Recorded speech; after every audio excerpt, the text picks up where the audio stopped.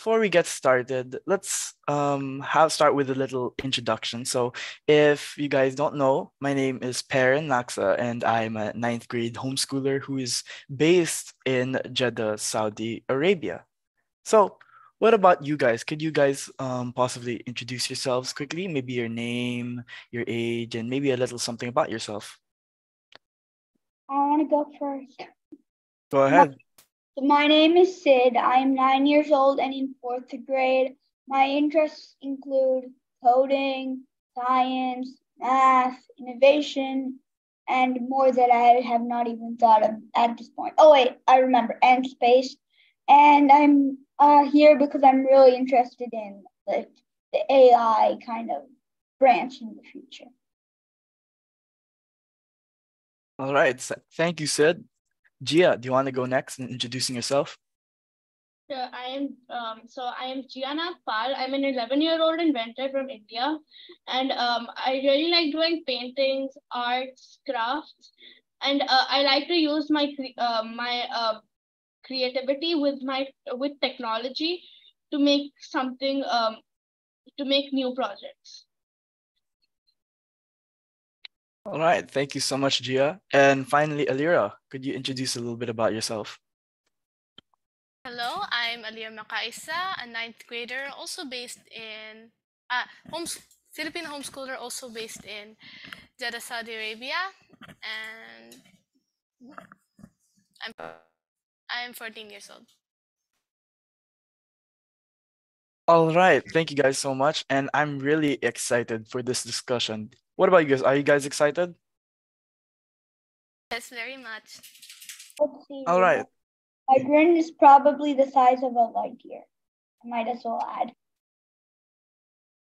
All right. So let's start with a simple question that I'd like to ask you guys. So AI has basically been around for quite some time. Although not all in the ways that we've noticed, because artificial intelligence is not doesn't necessarily mean that it has to be a super complex high-tech robot. It could mean that it could be a simple robot that solves simple problems. So here's my question to you guys. What kinds of artificial intelligences have you seen how do you see in your daily life? Go ahead, Sid. I'm not so sure. I'm not 100% sure if this is artificial intelligence, but like when you put your phone in front of you, I've seen when my mom does that, it just recognizes her face, it's Face ID. Is that an example? Actually, I do think that's an example of artificial intelligence because your phone uses code or some sort of AI to try to recognize your face. So what about you, Gia? What kind of artificial intelligences do you see when you go about your day? So one of the most used artificial intelligence that maybe everybody uses is Google Maps. So whenever we're going somewhere we have not been before, so we use Google Maps to direct us the way. Also, many of us have these small, devices like Google Assistant, Alexa, Siri. They are also examples of artificial intelligence. And like Sid said, facial recognition and also biometrics is an example of AI. And also in many websites, we see that those chat bots like at the below of the page. So that is also an example of AI because it's analyzing our questions and answering them. It is Google Lens, self-driving cars, etc. are also some examples of AI. Those are a lot of examples, and that's actually true. Those are AIs that we all use on a daily basis. So actually, I think I see a new face over here, Likith. I'm not sure how to pronounce your name, but how are you doing over there? Could you introduce a bit about yourself? I think his camera is something I think he's a bit laggy. I think he's a bit laggy right now. In that case, we could move on with our discussion and hopefully he can come back later. So in the present times, finding usable AI tools can be pretty easy. It's almost as simple as searching up on your browser for any AI. There are many different kinds. So what kinds of AIs have you used before? And what exactly did you use them for? So there are many other AI things that almost all of us have used. For example, grammar checks. We have them everywhere. You make a Word document, there's grammar check. In emails, there's grammar check. And also, talking about emails, many emails like mail apps also put these features in their apps, like email categorization, and also they filter the spam. And and in when you're writing a mail, there's this there many times it gives you a suggestion on what you should put in that mail. So that is also an example of AI that we all have used in our daily lives. Well, I see Sid raising his hand. Go ahead, Sid.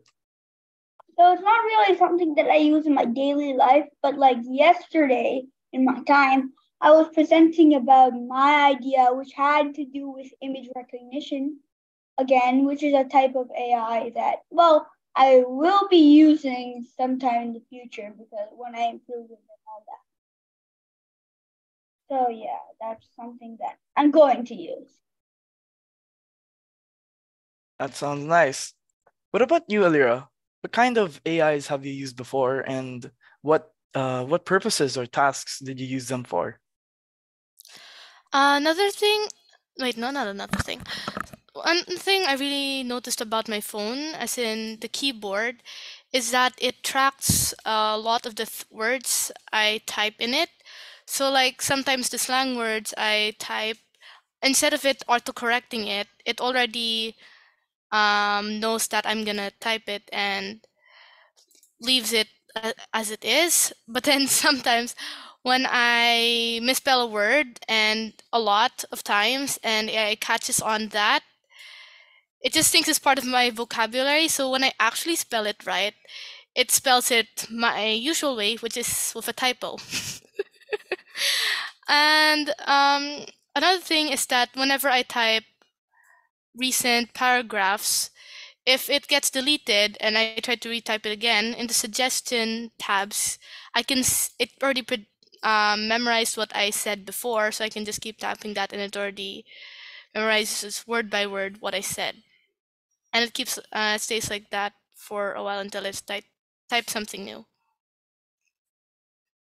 So it saves time, but then I always have to refresh it from time to time because of the, like I said, it memorizes even my typos. That sounds pretty convenient to use on a daily basis because something that actually learns how you talk and can adapt to that. Me personally, the times I do use AI, when I do use it, I use it as a means of researching because the cool thing about AI is that it could gather from different resources. So basically, it could just save you the time from like research, asking a question on Google, then going to through each site individually and just combing through every single sentence and phrase just to find the actual meat or important things that you have. So, for example, things like Bing AI, which is something recent that I have discovered, can be used also for research purposes because it can compile from sources of different websites and turn it into like a summary that actually answers your question in the way that you want it to be answered. Yeah, many apps have come up these days. I don't know if any of you have heard about this, but Grammarly and Liner.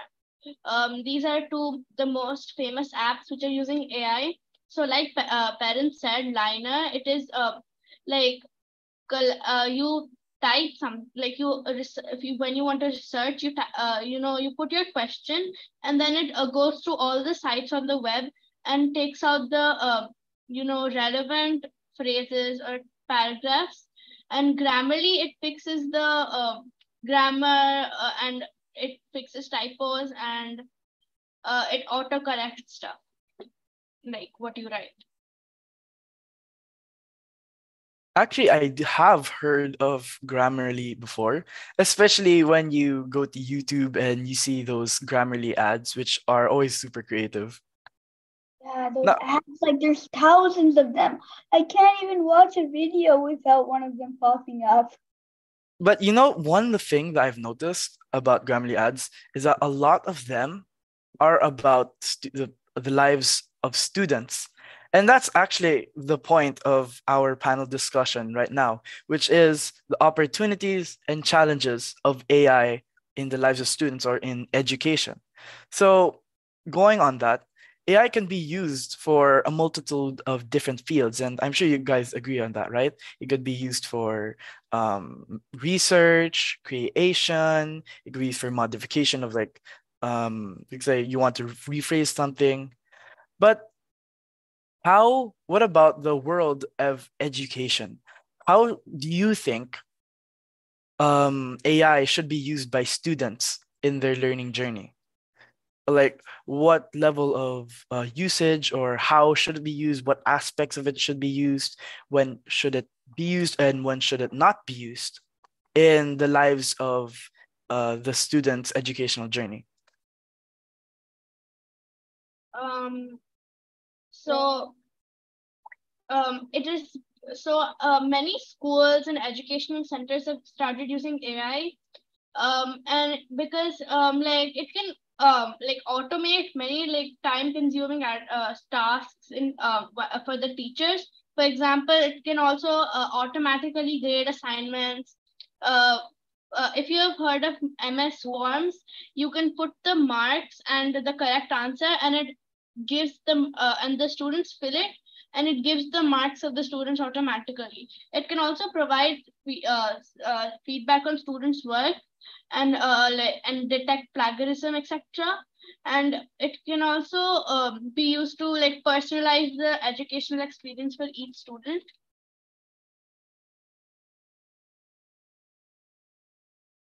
I like that's a nice answer. You said Sid, what do you think? you said everything that I was about to say. What I was going to say is that like the AI could customize based on how students' like work is, how their grades are, how their learning is, their syllabus and all that, so that they can learn at their own level instead of learning too low for them high. That's what I was gonna say. That's one way the AI could be used to help kids learn in like schools and places like that. What about you, Alira? What are your thoughts on this? How should a student be using AI in his or her educational journey? A thing I noticed is that, of course, many teachers are afraid of students using ChatGPT because, it feels like cheating. It's doing their assignment for them. But that happened even before, like with calculators, where teachers protested against it because, it calculates for them. But like with ChatGPT, it could be used as a learning tool. Um, that instead of working your wait, even if the students did it themselves, their essays or presentations, it's a compilation of the things that they found on the internet, and ChatGPT is just doing that. Yeah, just doing that faster. But there are still some stuff that needs tweaking. So you actually need to have some skill on using this tool and wisdom on the information it gives you, because not everything on the internet is true, and ChatGPT gets stuff from the internet. So you also have to eventually fact check it anyways.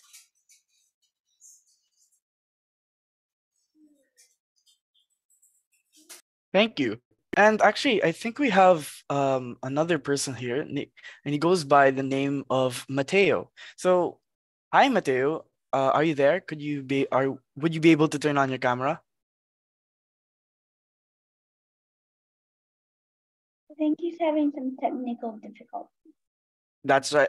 I think he may be having some technical difficulties as of the moment. But I do see another person, Likhith, which I'm still not sure how to pronounce the name of. So, could you introduce yourself? You're You're on. currently muted.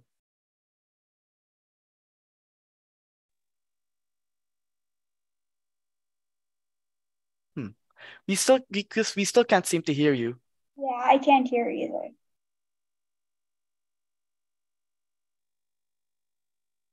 I think he is your audio and all that stuff connected? Yeah, my name is Delegate. I'm from India. All right. Hi, Likith. How old are you actually? Hi, I'm 17 years. Wow. So I know it's been we've kind of had a little bit of discussion before you're able to come here. And I think that's because of some of the technical difficulties. So I'd actually like to ask you, on your opinion, how do you think students should be using AI in their learning journey, possibly as Yeah, a student yourself?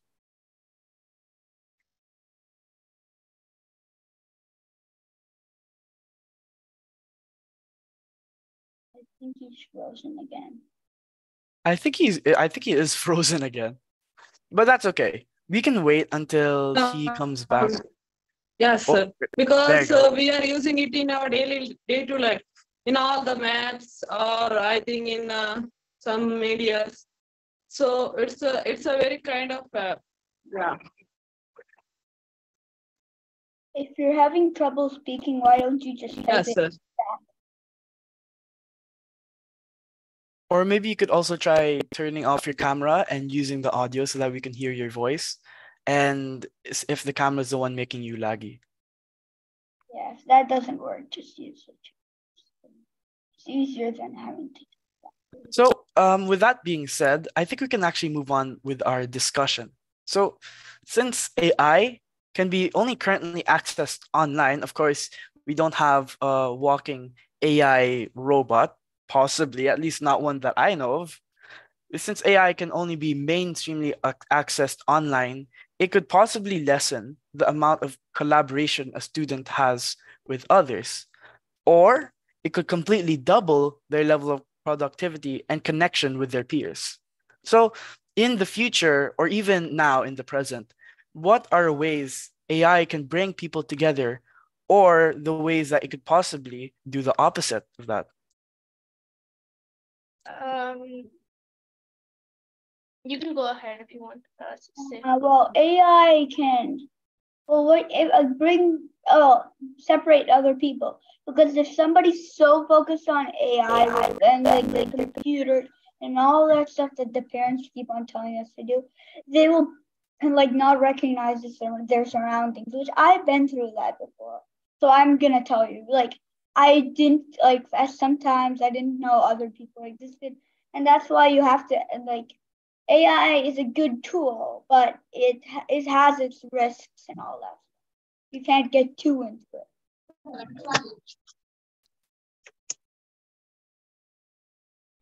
That's I agree with you, Sid. AI really is a tool, and it's up to us to decide to use it for a good purpose and with good intention. So what about you, Gia? What do you think about this? Can AI, or what ways that AI could bring people together or do the opposite of that? So I think even currently AI is bringing people together. For example, AI. There are several apps that help people like organize a family vacation using AI, or the AI is even allowing all the like AI is even allowing all relatives and friends to get together on a video call, just like this one. And it can, and for students, AI can also help them connect with their instructors and peers and help them collaborate and yeah.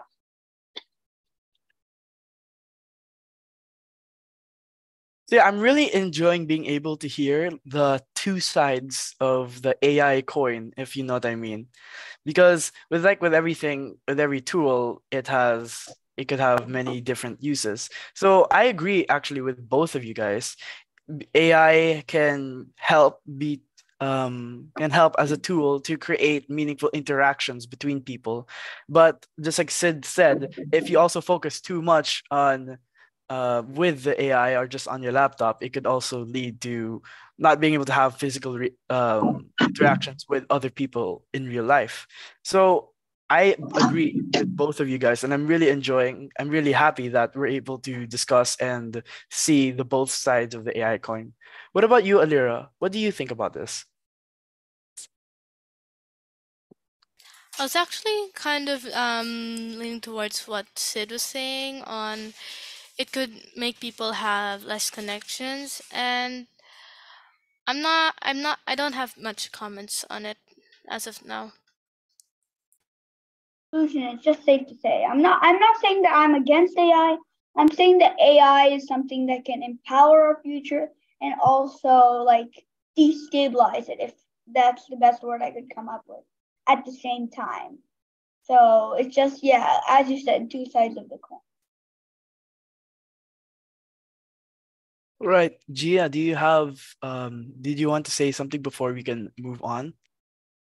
No, no, you can move on. All right.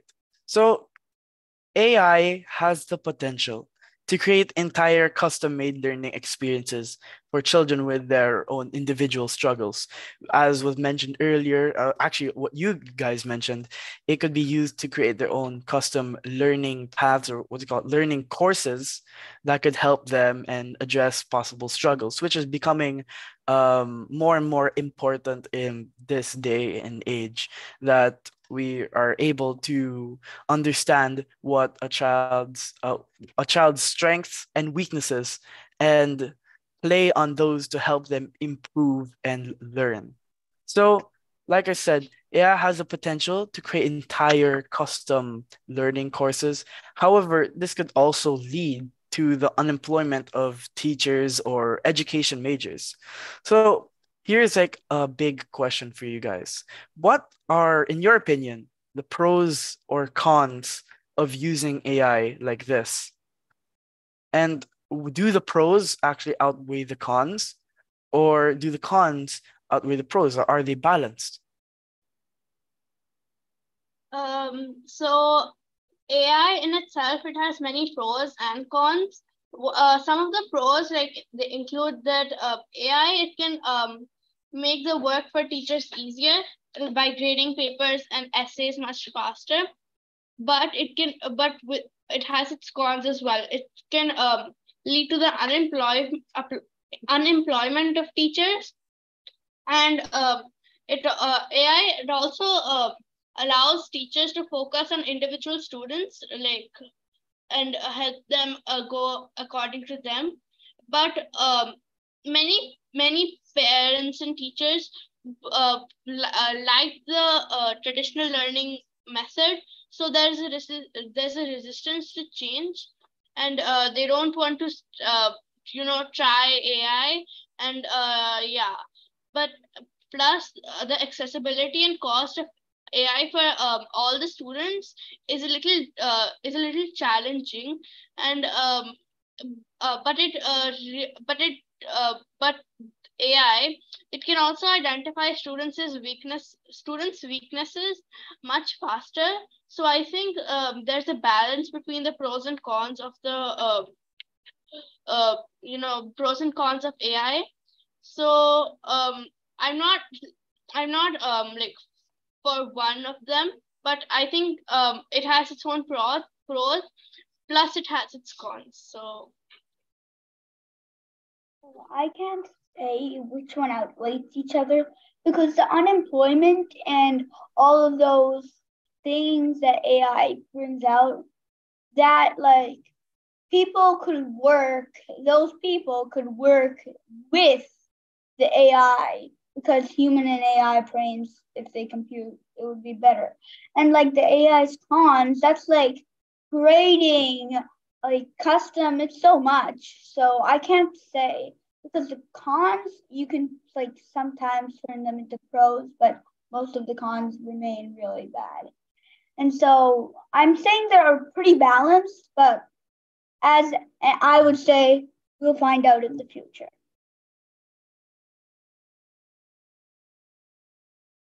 Any comments on this, Alira? Thing I wanted to added added before, little what?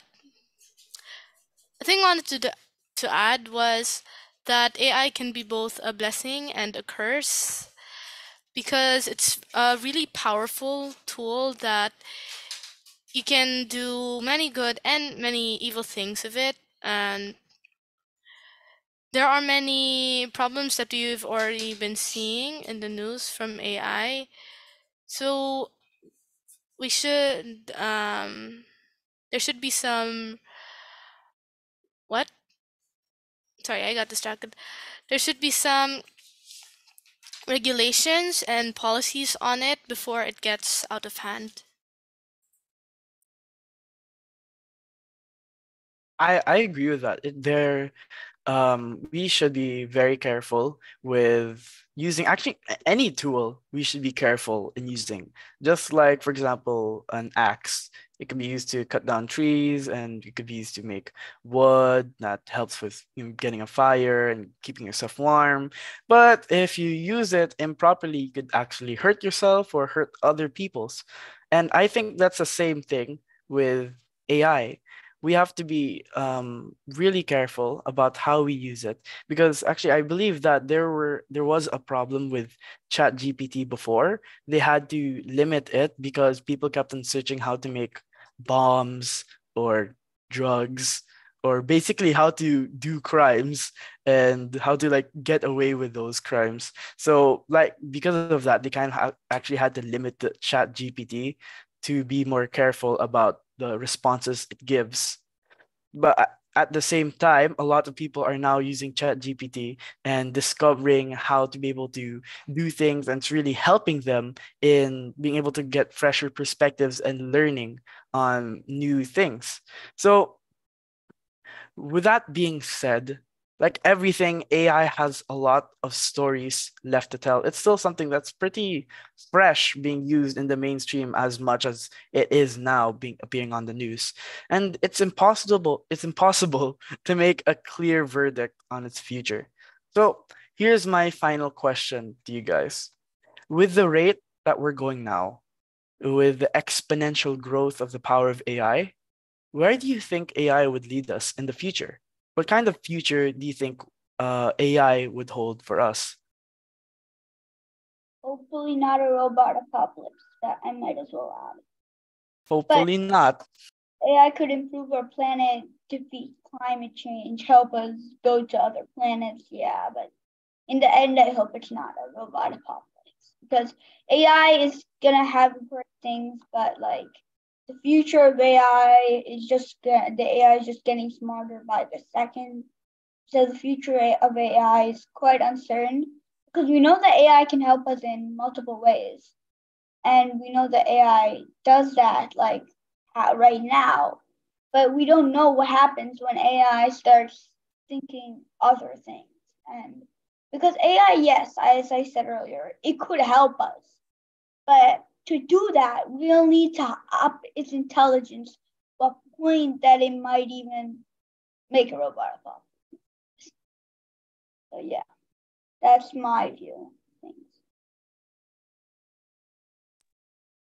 So I think that's all the time that we actually have for right now. It's already the end of the hour, and I'd just like to conclude and say that I really enjoyed hearing your stories about how AI is used, especially Gia. You were very for being very articulate and giving a lot of examples, and Sid as well for when you mentioned your AI about the what's it called, the was it the lice, and Alira, thank you so much about your also comments about AI being a two-sided coin. And I'd just like to say thank you guys, all of you guys, so much for this balanced discussion. And I think we were able to talk about a lot. And thank you once again so much.